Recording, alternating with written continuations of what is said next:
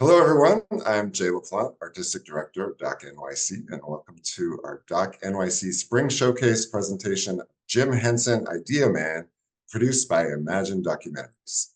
I'm joined today by the film's director, Ron Howard, and producers Sara Bernstein, Margaret Bodde, and Justin Wilkes. A huge thank you to Disney Plus for making both this screening and this conversation possible.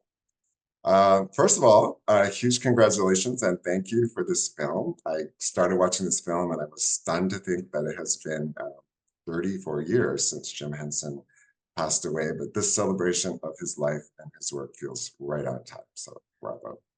Thank you. Ron, I wanted to start with you. In making this film, what did you feel that you could relate most to about Jim Henson as a creator?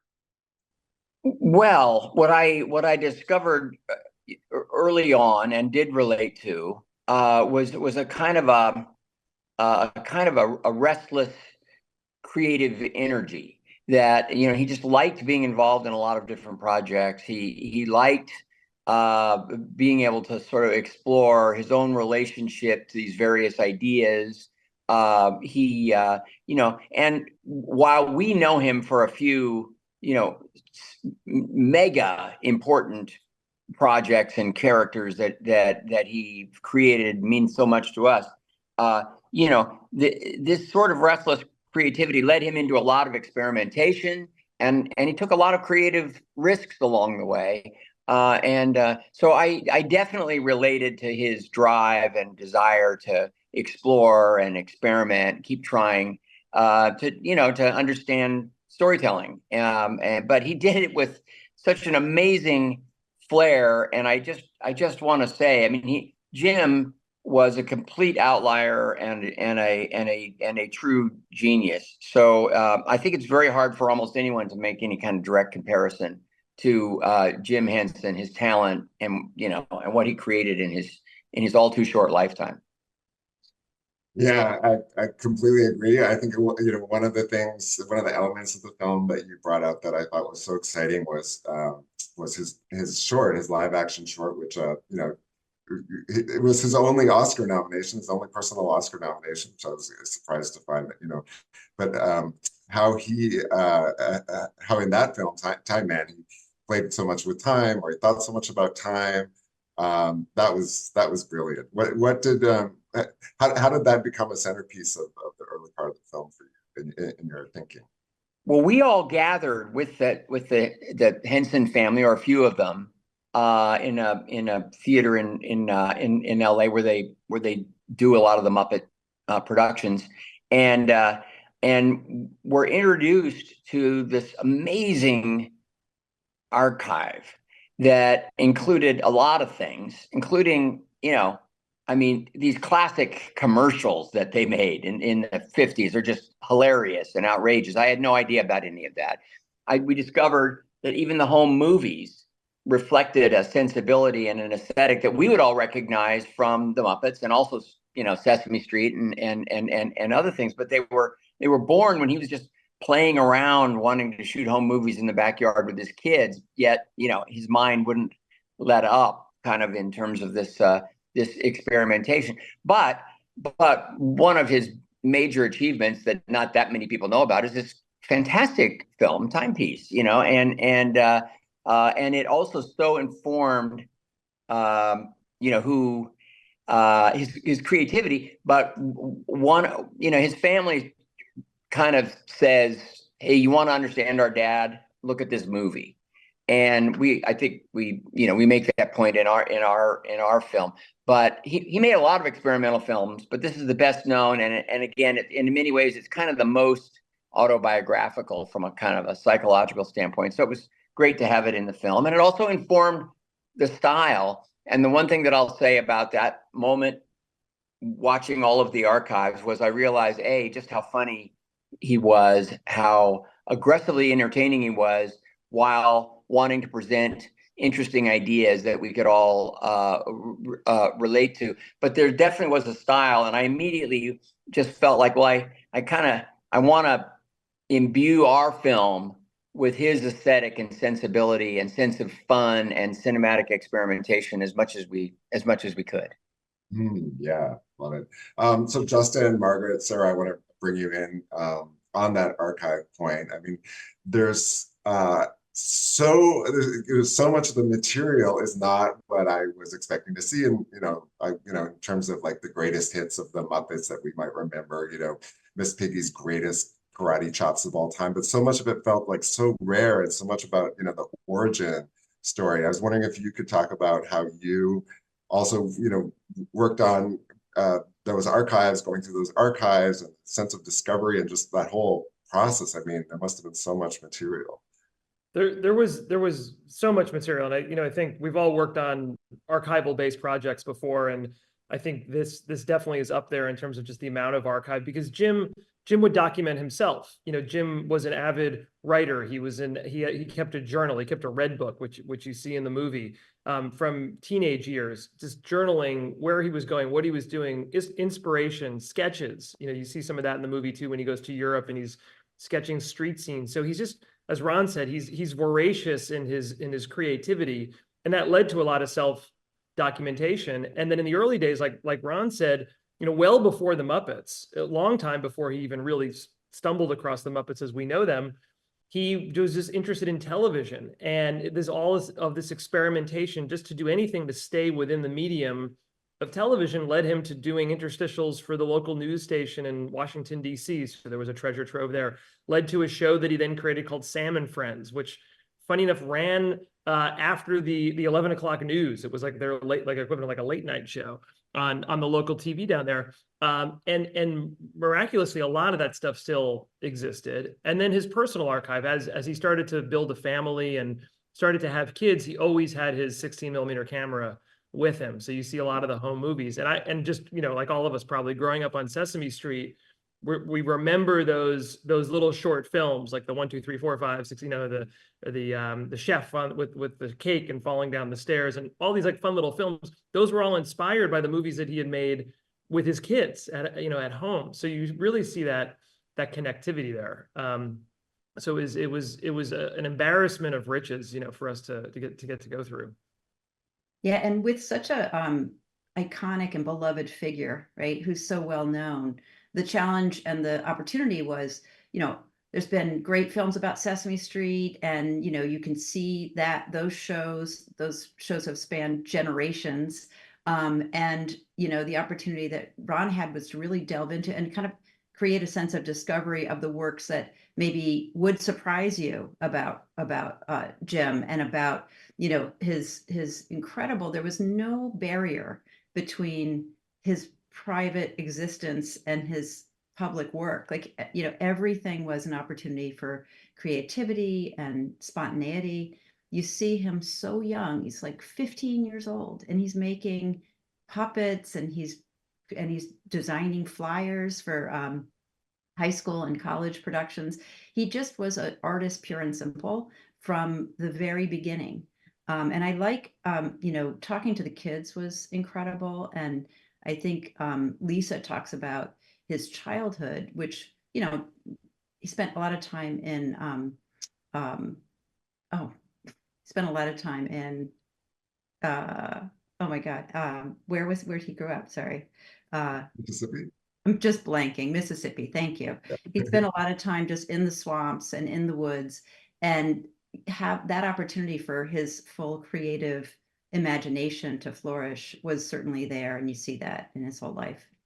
Mm-hmm. I mean, the one thing I would just say though about the challenges, right, of archive and trying to bring Jim to life, and I think we can all kind of speak to this, is of course, like, how do you make sure he's present? How do we hear Jim's voices? And I think there was an enormous amount of archive, but also how can we get a little more inside his mind and sort of what he was feeling, what he was thinking, his process. And, just the one kind of anecdote I would share is that, as this happens often, I think, with films, and when you're kind of deep in the edit and trying to figure out the structure, I think, and Ron, obviously can talk to this, but this idea of, were we missing a little more of that presence from Jim?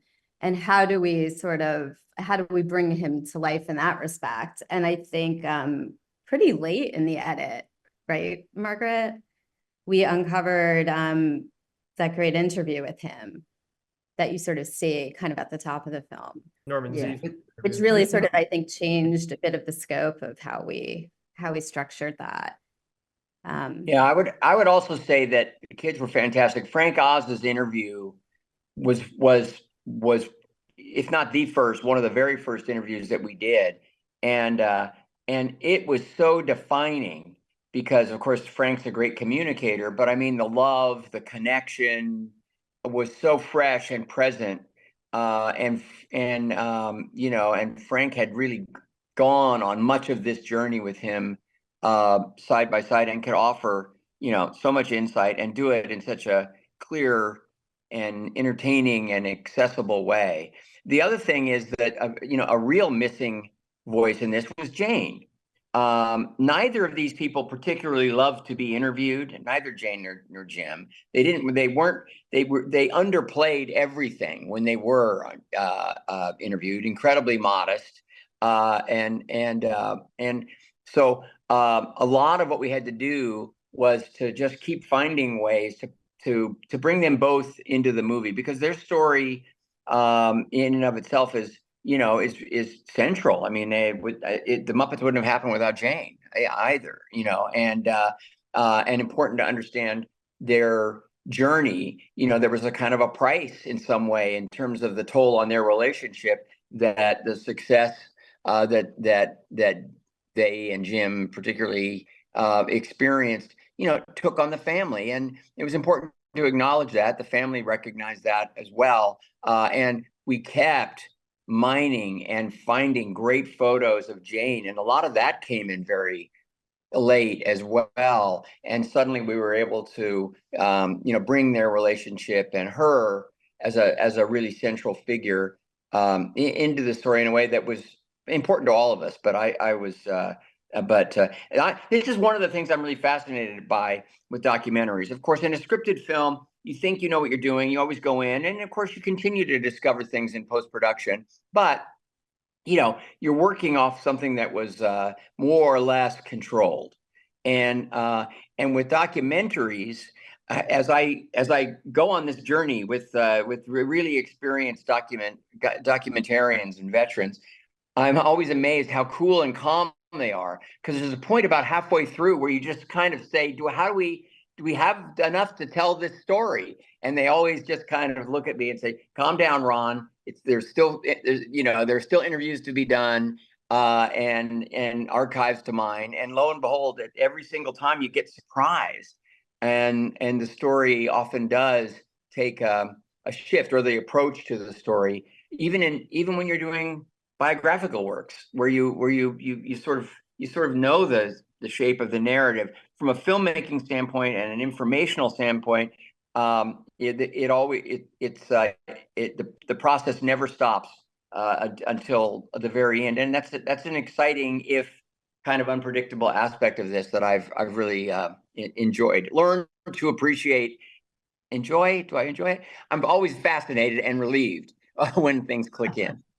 Ron, we're always calm when you're in the room. It's when you leave that we start screaming and throwing things. And you know, this film, the family had really no interest in making a doc at the beginning of this process. It wasn't something they were thinking about. It wasn't something they had wanted to do. They had been approached many times. As Ron said, they're very private, and I think they really cherished the memories that they had of their dad in a very personal way, and weren't necessarily ready to share that. And it was over the course of a conversation that we had set up with Ron and with the kids, where they started the conversation by saying, look, we just wanted to meet you. We're really big fans of yours, and we'd love to just meet you as a courtesy, but we have no interest in making a doc about our dad, if that's the thing that we're here to talk about.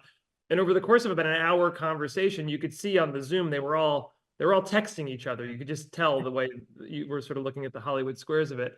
And at the end, Brian, sort of on behalf of the family, said, look, you know, as we said, we had really no interest in doing this, but talking to you, Ron, I was just embarrassing you about how we first started this. And by the end of the Zoom, Brian said, look, we actually really think you're the right person to tell this story, and you actually remind us of our dad.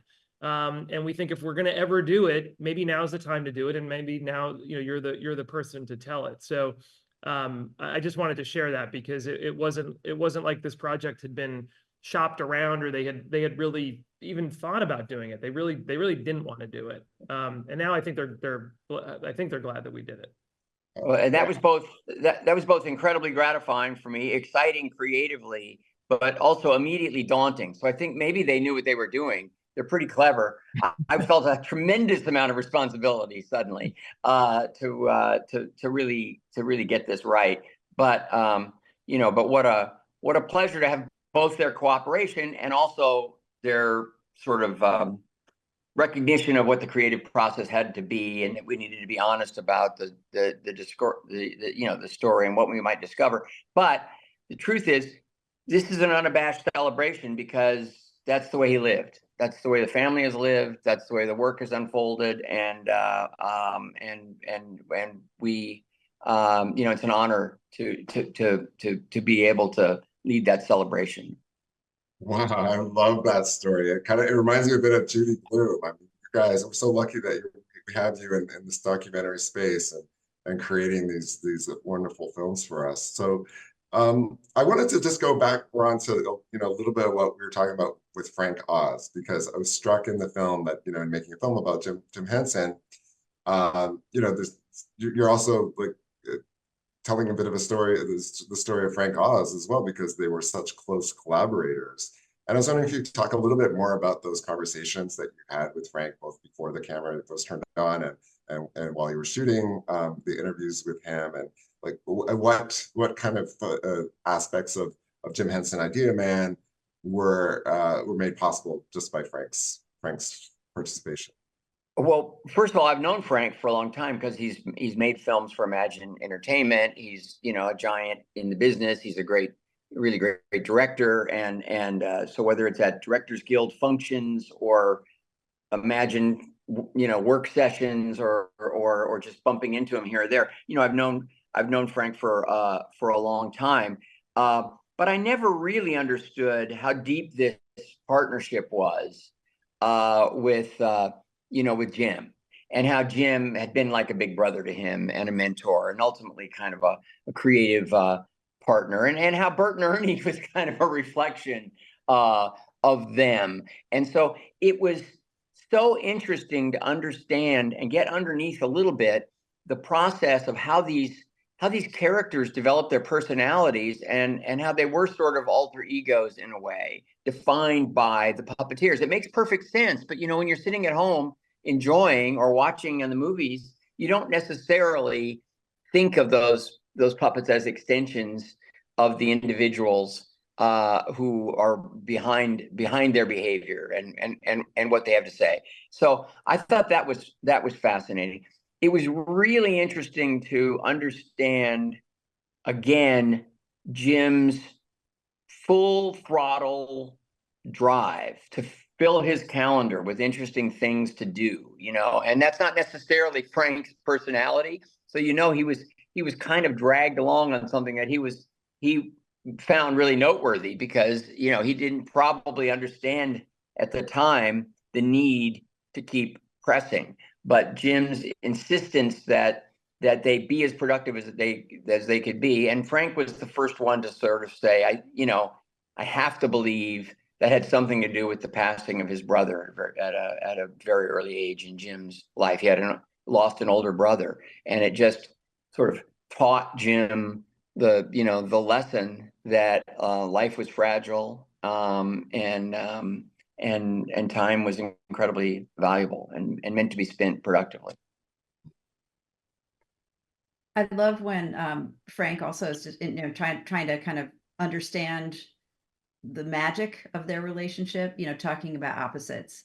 And when he talks about, Jim, when he hit a, current, he'd, pull the oars in and drift, and Frank is, trying to swim upstream. And that, I think that it really worked, and it works, it's kind of like an iconic thing. You have these two figures that you would not necessarily put together, but somehow they make those differences to be so magical and just so compelling for audiences. It was fun. It was really fun. It was fun on that interview day, wasn't it? Because I saw Frank there, and he was funny as he always is. And we were starting the interview, and then I just had this idea. Well, what if we did a little stop motion like Sesame Street often used, or the Muppets often used, to even get Frank into his chair? And I said, oh, and he said, oh, he beamed. He said, that would be great. And we moved the camera up to a high position, and he knew how to do it. The very first take, he just moved a few inches. He understood stop motion as well or better than anybody. And we created, you know, a sort of a stylistic approach that was beginning to evolve, which was to use a lot of that Jim Henson aesthetic and those sort of playful cinematic concepts to liven up our movie, and you know, that was fun kind of creative discovery on the day. Remember that? Yeah, and creating the cube, which is, you know, the space where the interviews happen, where anything can happen, right? It's like it's the space that you know, it encouraged like all kinds of creative opportunities with the doors opening and the awards, you know, dancing and television spinning in and out. So it was a really kind of great you know, way to define that space and to bring that creative spontaneity and just, you know, just the impulse to like open it up to anything can happen in the cube.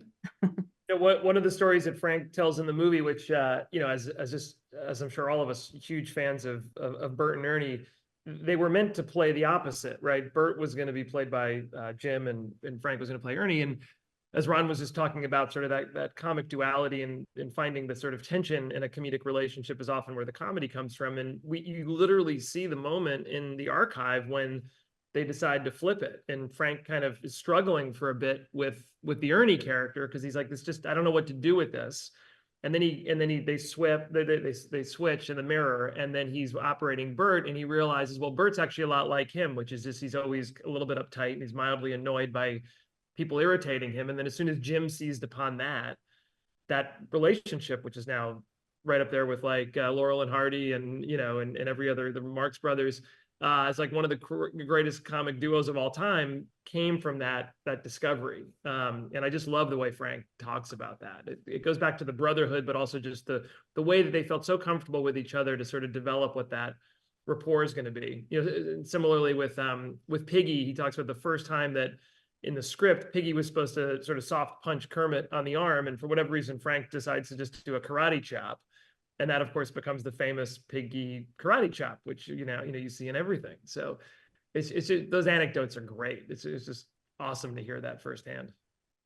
And I just want to you know, especially note that, you know, Jim was known to really be a great eye of, you know, he had such an eye for talent, and he developed he was a mentor to so many people. And we had the opportunity to meet all those people and spend time with them and hear their stories. And it was just remarkable to a person, just the most, you know, funny, kind, intelligent, just like so many collaborators that shared their stories, that we just, you know, we could see the impact that he had on their lives and you know, and their careers, obviously. But it was really great that they all, you know, agreed to just be a part of the film and just to really share everything they knew and loved about Jim. It's wonderful. So, so I have one last question for all of you. So, you know, a mark of a great film is, you know, how quickly it ends, or how much more you want at the end of the film. I mean, I could have loved to see the 3-hour, you know, assembly cut of this. But is there anything that you didn't, you know, that you discovered in making the film that you know, you weren't able to put in, and anything that you had to leave out that you know, you were especially fond of? No, I mean, we aimed to be comprehensive, and I think we were. I mean, look, there's so much work there. It would have been fun to, you know, there was a time when we were really delving into the music, and everybody who sort of collaborated on the music and participated in that, and that was fun. And so we wound up with you know, an element of that.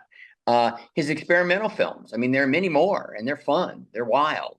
You know, we could have gone down that path, you know, further, and at one time we did, but we represented them. So I think this is what we really wanted it to be, which is a it's comprehensive, and you can sort of get I think a very accurate sense of his journey as an individual and as an artist in in the length of this film. Yeah, Yeah. I would agree. I can't think of any specific scene that we saw that isn't in the movie. I do know we struggled a bit when telling the sort of Muppet Show years, and you go back and you look at the seasons that they did, how many amazing people were in those episodes. And obviously we could include a few. Rita Moreno is one of them. But that list is just kind of sort of unbelievable. And I encourage anybody watching this to go, I think it's on Disney, watch those episodes of the Muppet Show, because there's so many phenomenal people at the height of their success, flying to London to appear on the Muppet Show, which is incredible. And those shows are funny. They're legitimately funny. I mean, that was a lot of fun just to rediscover and enjoy again. But Jaie, I would say that it's such a great compliment to hear from you that you were left wanting more, because I think, so many times, I think, especially with documentaries, like you run the risk of kind of overstaying your welcome. And I think what's great about how, just concise, but how much you absorb of Jim in this documentary is that I think it will really sort of open the door to a younger audience and a younger generation who, maybe grew up on Sesame Street, but certainly didn't know the man behind all of these famous, beloved characters that, persist and actually keep evolving even, right, throughout time. So I think there's something really wonderful about having that all sort of live and, a beautiful just future film. We should give a shout out, because so much of this movie came together in the edit. Paul Crowder and Sierra Neal are two editors on this movie, both of whom we've collaborated with on a lot of films, but they did an incredible job, bringing this together in a way that really celebrates Jim in sort of the style. And actually, sorry, last thing I'll say is that, and Ron kind of gave us this mandate at the beginning, the style of the filmmaking should be somehow a reflection on Jim as a character. It was almost like, if Jim was going to make this movie, what are the elements he would use? Stop motion is a part of it, animation's a part of it, syncopated editing is a part of it. And Paul and Sierra really took that to heart in terms of how they crafted the film and the edit. And they're both musicians, so their sense of pacing to the note is incredible. And Paul has some ideas of what was missing from the film. Just, his incredible, the way he builds these montages and scenes are really incredible. And, Ron's, just to build on that, Ron's impulse to kind of create the film in the spirit of Jim, creative vision of Jim. We worked with this incredible stop motion team in Los Angeles called Screen Novelties. And they do the stitching of the Kermit and painting the ping pong balls and, the robotic, the dark crystal kind of, animatronic sequence. And, to a person, they just were so inspired by Jim and so enthusiastic to be part of anything to do with Jim Henson.